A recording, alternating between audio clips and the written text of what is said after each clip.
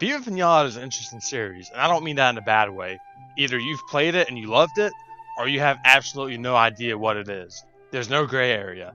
For those in the latter category, Viva Piñata is a video game franchise created by Rare and Xbox Game Studios. Its first entry was in 2006, Viva Piñata. It's a simulation game where you build your own garden on Piñata Island while attracting a vast variety of different piñatas.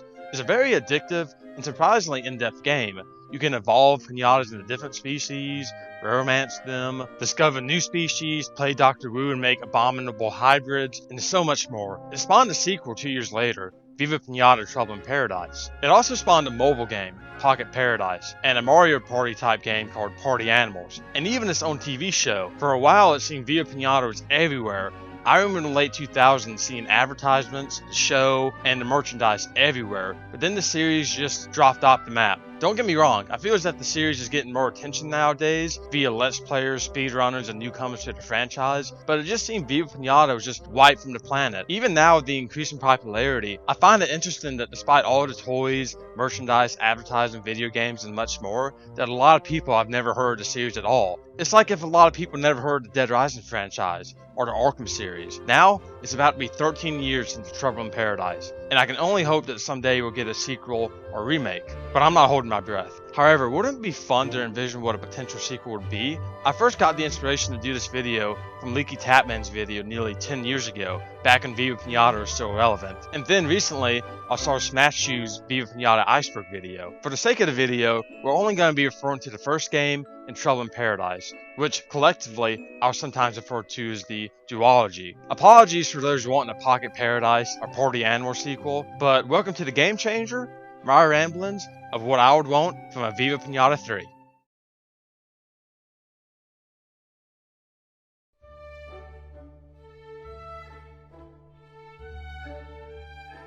So the Viva Piñata games don't really have a massive plot, but there is a lot of lore behind the Ruffians, Leafos, Seedos, the Stardust, and the other characters. In the first game, the plot is just make a garden. You start from scratch in this ruined patch of land, but soon you attract some bug piñatas with some cute punny names, and then as you progress you attract some bigger piñatas like elephants, hippos, you name it. The second game follows the same pattern, but throws some extra stuff into the mix. First, the Ruffians have deleted all of the piñata records at Piñata Central, so it's up to you to help retrieve the records again, while also doing what you did in the first game. Also along the way, you have 2 new biomes to collect piñatas from, the Penarctic and the Desert. You also start the game in a pre-made garden, because I assume it's the same garden from the first game, so I guess it wouldn't make sense if it was in shambles again, but that's the entire plot of the duology. Now, I know Viva Piñata is not known for its plot. I mean, this isn't Last of Us or Red Dead 2, but I do have a simple plot for Viva Piñata 3. I should start by saying this will not be a prequel for several reasons. So the title won't be Viva Piñata Origins or something like that. The first reason is, I don't know how this could possibly be turned into a prequel unless you show the character's background, and I don't think the series would really benefit from this. I mean, do we really need to see the origins of Professor Pester? I mean, he's not some in-depth villain like the Joker.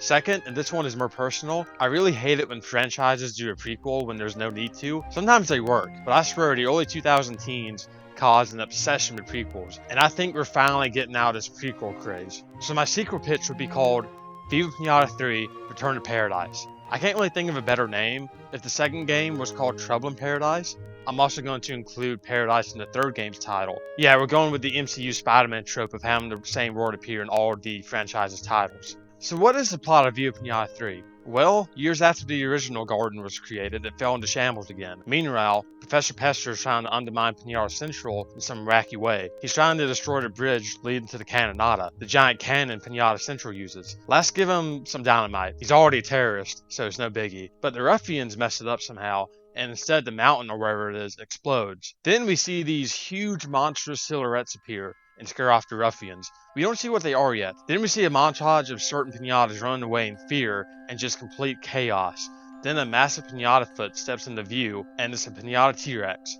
It roars and the screen fades to black. That's right, dinosaur piñatas. We already have Chocolodocus from Trouble in Paradise, but I feel like you can add some more in this. In fact, several people have made fan art of some piñata dinosaurs. So the dino piñatas, I guess we'd call them piñatasaurs, are running amok across Piñata Island, and everything is in chaos. And the answer to this problem is Just make a garden, like the other games. I mean, of course I have other ideas I'll talk about in the next section, but plot-wise, my premise is very simple. I will say the reason I want the garden to be in shambles again, like the first game, is because I love starting from the bottom.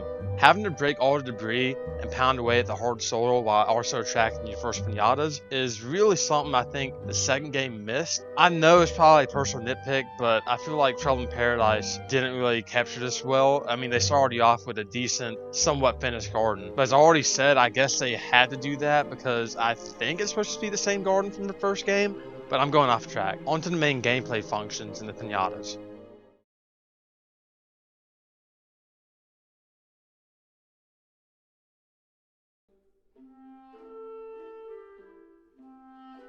So my sequel to Viva Piñata, the gameplay has remained unchanged. But like every sequel, Viva Piñata 3 should be bigger and better. This means bigger gardens. I don't know why, but in Trouble in Paradise I always ran into problems with garden space, and it always bugged me. Also, there should be multiple spots across the island where you can have gardens. This way you don't have to leave your current garden, go to the main menu, select a new garden, and then get the business. If you're unaware, sometimes you have to tailor your entire garden just to get a certain pinata or achievement. For example, for the hippopotamus you need 80% of the garden filled with water. So, multiple gardens across the island. We already have the one by the village. Maybe have one by the coast or a forest or any other scenic location. Also, the Arctic and desert biomes are back, and they serve the same purpose that they did in Trouble in Paradise. I can't think of any other punny names for additional biomes or any pinatas for the already existing biomes. Shout out to Sabrina for this gazelle pinata fan art. Yeah, I know gazelles are technically in the savannah, but I mean the hyena pinata is found in the desert, so I'll let it slide. Also, here's my idea for a Gemsbach pinata. A Gumsbach. Get it? Because of bubblegum?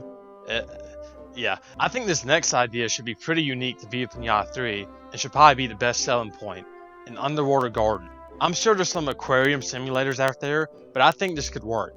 I got this idea from some concept art of a shark pinata complete with a sour variant, its house, and attack projectile.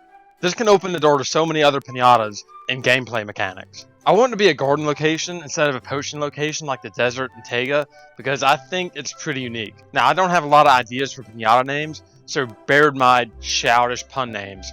Octopi and octopus in the pie, obviously. It's also just convenient that that's the collective noun of the species. We already have a crab, the crustacean. What about a lobster? Lobsteroli, because of ravioli. Squidamari, squid and calamari. The shark I already mentioned.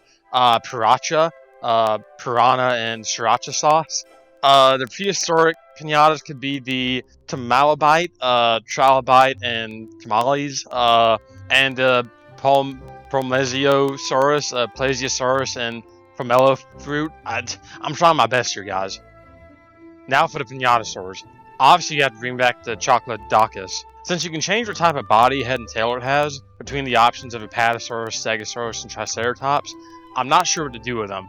My first option is just to keep it that way. Maybe still have them be obtained through the mine and have it like a cryptic pinata, like the dragon egg, and we won't have to worry about continuity issues. The second option, which is my least favorite of the two, is to have him permanently retain his sauropod appearance. Since he could be the Diplodocus species of the dinosaur pinata, his name is already a combination of the species name and chocolate. Now you have to have the iconic species like Apatosaurus, Triceratops, Stegosaurus, a Hadrosaur, or as most people call it, a duckbill, a raptor, and of course the T-Rex. And technically it's not a dinosaur, but I think also a Pteranodon type pinata would also make sense here. I don't have a lot of cute punny names, and I'm not a fan of some of these, but maybe you guys back home can help me in the comments.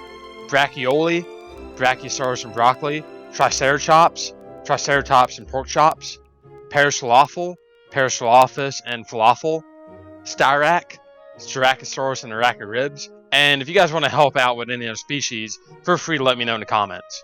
Oh, we're not done yet. There's still prehistoric pinatas in the Arctic and desert. For the Arctic, a Smilodon and Mammoth would make sense. I don't really have any pinata names for them.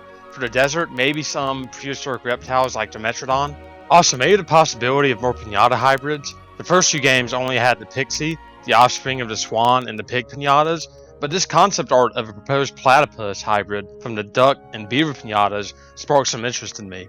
Personally, I think too many hybrids would make the concept seem mundane, not special at all, but maybe a handful. That way if you want to play God and make abominations, you're free to do so.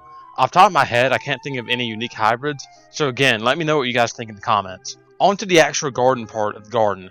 Charming Paradise offered a snow and sand brush for us to use on top of the grass and long grass brushes. I can't really think of any other brush ideas unless you want to have variations of these, like a savanna long grass that's orangish yellow instead of green. That's honestly all I have to think about for the actual gameplay for a possible sequel. I just think Viva Piñata 3 should just be bigger and better than the previous two.